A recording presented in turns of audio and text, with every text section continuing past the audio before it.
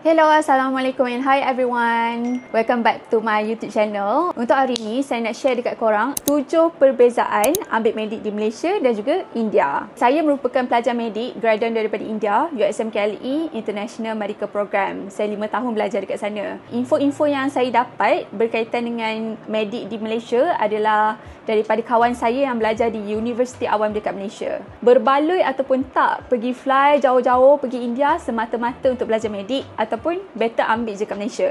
Hari ni kita akan huraikan. Jom.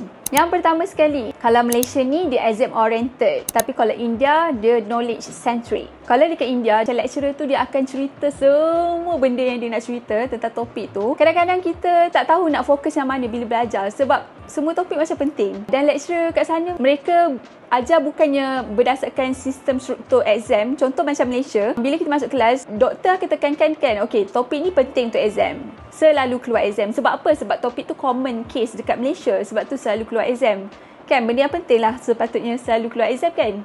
Kalau di India pula, dia punya sistem macam jarang-jarang saya berjumpa dengan doktor yang cakap okey, ni penting masuk exam, ni penting masuk exam. Jarang. Kebanyakan doktor ajar sana ajar untuk semua benda yang mereka nak ajar dan mereka ajar segala-galanya yang mereka mahu. Kadang-kadang kita rasa macam bagus juga belajar macam ni, kita dapat tahu menyeluruh tentang sesuatu benda tu. Tapi dia akan jadi penat dan bila nak exam kita tak tahu nak fokus yang mana. Itu yang menjadikan masalah, menjadikan burnout sebab semua benda kita nak kena baca. Kalau Malaysia kita dah tahu dah, okey ni topik common keluar exam sebab kes ni kes yang common di Malaysia, student perlu tahu. Di sana kita kurang pendedahan macam mana nak jawab soalan tu, teknik penjawapan soalan tu. Even kat Malaysia pun daripada kita sekolah rendah, cikgu kita ajarkan okey kalau keluar exam soalan ni kita nak jawab macam mana. Teknik menjawab soalan tu memang kita faham. Tapi di India bukan macam tu sebab mereka bukan exam oriented. 3 jam kelas yang sepatutnya 1 jam cover dekat Malaysia. Sebab lecturer dia terlampau banyak benda nak cerita, nak bagi tahu, nak ajar. Ada seorang lecturer tu yang sanggup panggil student datang ke rumah dia sebab dia nak ajar kat rumah dia waktu malam. Driver dia tolong hantarkan kami balik ke hostel. Betapa passionate-nya lecturer di sana lah. Yang kedua, perbezaan hari. Kalau dekat Malaysia, kita belajar 5 hari dan seminggu. Kalau di India, kita belajar 6 hari seminggu. Maksudnya hari Ahad tu hanyalah satu-satu hari kami berehat dan cuti. 6 hari straight kami belajar. Macam biasalah kalau Malaysia, kelas ada daripada hari Isnin sampai Jumaat. Sabtu, Ahad, korang boleh rehat. Tapi kat India, sehari je rehat. Sikit kan? Mula-mula saya memang tak boleh brain tau. Saya tak boleh terima. Yang ketiga, cakap pasal language barrier. So dekat Malaysia obviously tak ada language barrier sebab kita boleh cakap dengan patient directly guna bahasa ibunda kita. Tapi di India, mereka kebanyakannya bercakap guna bahasa Hindi, iaitu bahasa common yang dipakai oleh rakyat India di sana. Dekat Malaysia, kita cakap bahasa Tamil tau, bukan Hindi. So kita memang tak familiar dengan bahasa Hindi tu, melainkan kalau korang sejak lahir suka tengok cerita Bollywood. Itulah datangnya masalah untuk bertutur. Tapi language barrier tu dia tak akan jadi masalah kalau korang ada alat ni. By the way, video ni disponsor oleh iFlyTech, yang mana satu device yang boleh translatekan bahasa daripada satu bahasa ke bahasa yang lain dengan begitu mudah. Caranya memang sangat senang. Dia punya feature macam phone and dia sangat kecil, senang kita nak bawa ke mana-mana. Pergi hospital kan, bila nak bercakap dengan patient, dia akan jadi masalah kalau kita tak faham apa yang patient tu cakap sebab 99 diagnosis berdasarkan daripada apa yang patient tu cakap. Kalau tak faham macam mana kita nak diagnose. Bila ada alat ni sangat senang Contoh kalau kita nak pergi hospital kan, kita nak tanya patient tu dia sakit apa. Korang buka je Smart Translator ni and tekan dekat face to face translation and then kita dekat situ korang boleh pilih korang nak pilih bahasa apa. So kat sini ada bahasa Hindi, English. Saya pilih Hindi lah kan sebab kita cakap tentang bahasa Hindi sebab saya pergi negara India. So contoh saya nak tanya patient tu sakit apa. Can I know where did you feel the pain? क्या मुझे पता चल सकता है कि आपको दर्द कहाँ महसूस हुआ? Contoh juga kalau korang tak tahu jalan nak pergi hospital kan waktu mula-mula sampai India kan, korang boleh tanya dekat orang awam guna alat translator ni. May I know where is the hospital? क्या मुझे पता है कि अस्पताल कहाँ है? See? Just as easy as that. And then yang saya sukanya sebab kita boleh letakkan macam ni dekat depan muka kita dan orang yang kita nak tanya tu di depan sini. So kita boleh ubahkan feature ni, feature bahasa ni menghadap kepada orang tu. feature bahasa English menghadap kita, feature bahasa Hindi menghadap dia. Jadi orang tu boleh faham, orang tu boleh nampak. So bila kita nak jumpa dengan orang tu, nak tanya dia dekat mana hospital, we can just put like this and kita boleh baca teks tu daripada kita. Kita tak perlu terbalik-balikkan device. Contoh lagi, kalau korang pergi market, ke India saya banyak kali juga pergi pasar. Kalau korang nak tanya, nak beli potato dekat mana, orang tu tak faham bahasa English, korang boleh guna face to face translation ataupun guna translation yang bentuk chat. Ini saya pilih dalam bahasa Hindi lah. Memang banyak gila bahasa dekat dalam ni guys. Where I can buy potato? जहां मैं आलू खरीद सकता हूं। Thank you so much. बहुत बहुत धन्यवाद। Bahut धन्यवाद. Saya boleh faham sebab saya dah 5 tahun belajar kat sana. Saya dapat grab juga bahasa dia. So korang tak payah nak teka-teka dah. Korang betul-betul faham apa yang orang tu cakap. Macam korang ni jadi orang lokal tahu dengan bantuan alat smart translator ni. Lepas tu contoh lagi, kalau pergi kedai makan ni pun satu isu juga. Kat mana-mana negara pun kalau kita pergi, macam saya pergi Korea hari tu kan, susah untuk tanya makan ni halal ke tak. Kita kena check satu-satu kan. So kalau ada device ni senang.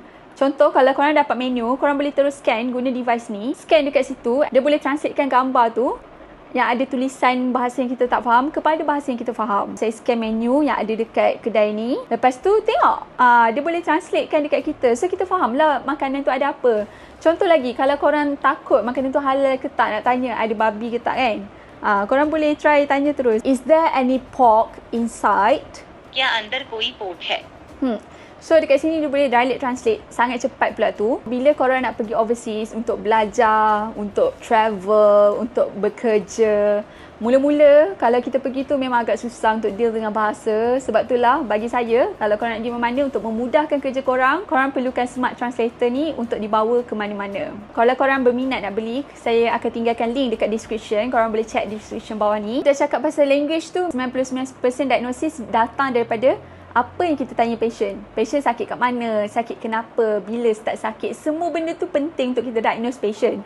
So kalau korang nak pergi klinik, hospital kan, korang sakit kan, doktor tanya macam-macam, korang dah kahwin ke belum, korang jangan ingat doktor tu gatal. Itu soalan penting tau. Korang dah kahwin ke belum tu pun boleh lead kepada diagnosis yang tepat. Kalau tak tanya, boleh diagnosis tu boleh jadi salah. So jangan ingat sebab doktor tu berkenan kat kita ke apa, okay? So kalau tak faham patient tu cakap apa, memang sangat susah.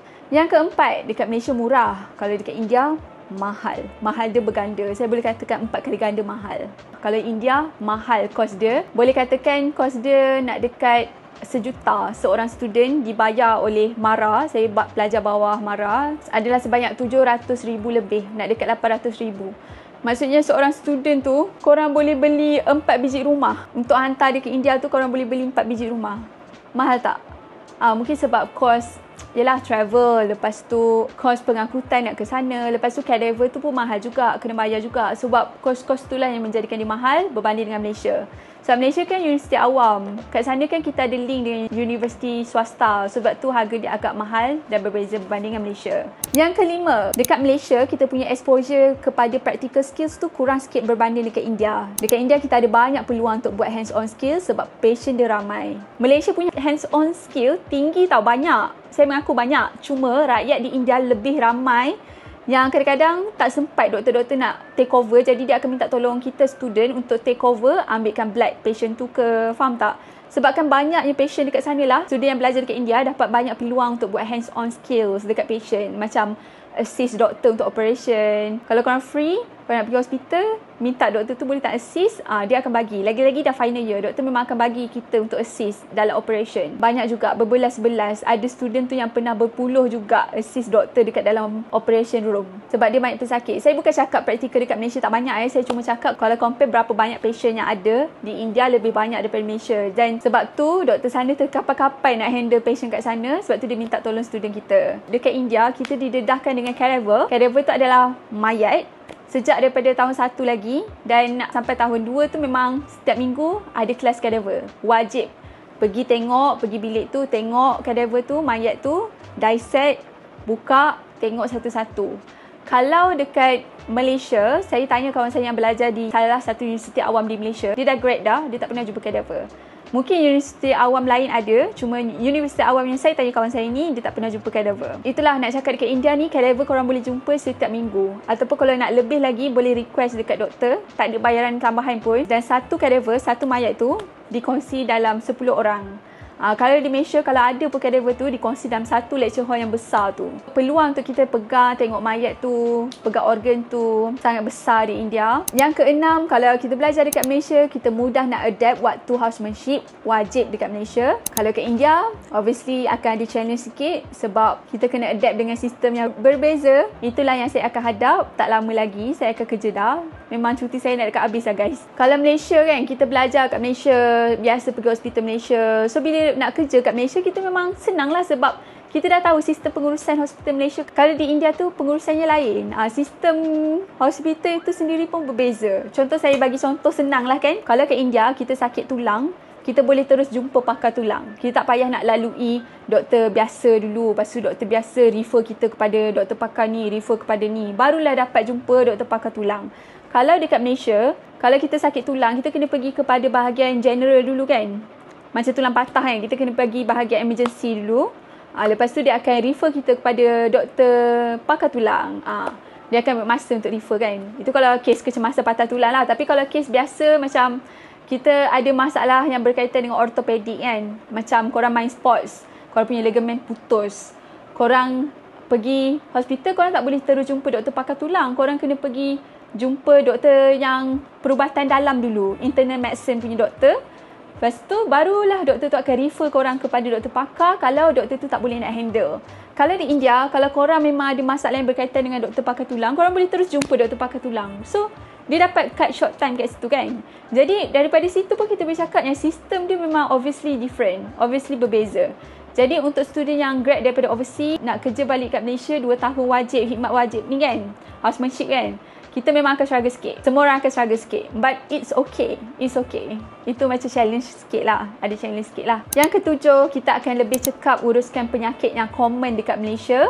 Berbanding dengan kalau kita belajar daripada overseas, kita tak berapa tahu sangat apa penyakit yang common dekat Malaysia sebab kita akan lebih fokus kepada penyakit yang common dekat India kan. Macam penyakit common setiap negara tu berbeza. India punya penyakit macam ni, Malaysia punya macam ni. Jadi bila kita dah biasa tengok patient yang penyakitnya common di India, kita akan biasa handle case macam tu lah kan. Tapi di Malaysia, penyakit commonnya berbeza. Contoh, malaria. Malaria tak common dekat India tapi dekat Malaysia common. Malaysia, kalau contoh patient tu ada simptom malaria, kita akan suspect patient tu buat malaria punya test. Kalau India, kita takkan fikir malaria tu sebagai satu penyakit dulu. Kita akan fikir benda lain dulu. So, bila balik Malaysia, kita kena study balik penyakit apa yang common kat Malaysia. So, itu je sharing daripada saya. Kesimpulannya, belajar dekat mana-mana pun ada kelebihan dan juga kekurangan. So, depend on diri kita sendiri. Korang nak pilih kelebihan yang mana dan nak ambil kekurangan yang mana. Dekat mana tempat pun ada pro and cons. So far, saya nak cakap saya bersyukur dapat belajar ke India. Walaupun yuran dia mahal. Sebab saya bawa MARA. MARA tidak lagi menawarkan beasiswa 100%. Kita kena bayar balik 10%. So, bayaran tu agak mahal juga. Tapi it's okay. Pengalaman yang saya dapat ke sana lebih mahal daripada yuran yang saya kena bayar tu. Lebih berharga. Tak bernilai. So, itu je daripada saya. Thank you so much for watching korang. Don't forget to subscribe, like, share and comment down below. Bye-bye.